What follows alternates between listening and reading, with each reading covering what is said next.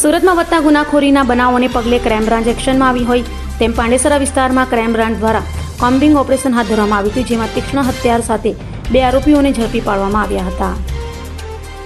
સુરતના અધિક police commissioner crime, નાયબ પોલીસ કમિશનર ક્રાઇમ તેમજ મદદનીશ પોલીસ કમિશનર ક્રાઇમના નેતૃત્વ હેઠળ પાંડેસરા વિસ્તારમાં ક્રાઇમ બ્રાન્ચના અધિકારીઓ અને પોલીસ કર્મચારીઓ દ્વારા વિશેષ કોમ્બિંગ ઓપરેશન હાથ ધરવામાં આવ્યું હતું.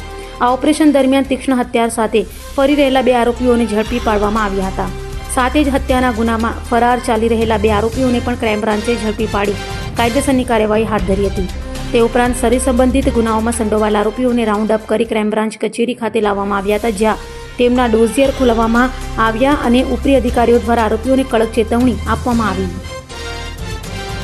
અભય થઈને નિષ્પક્ષતાથી નિરપેક્ષ રીતે વાસ્તવિકતાનો અરીસો રૂપી સચોટ માહિતી લાવતો સત્યની સાથે અભય ટાઈમ્સ.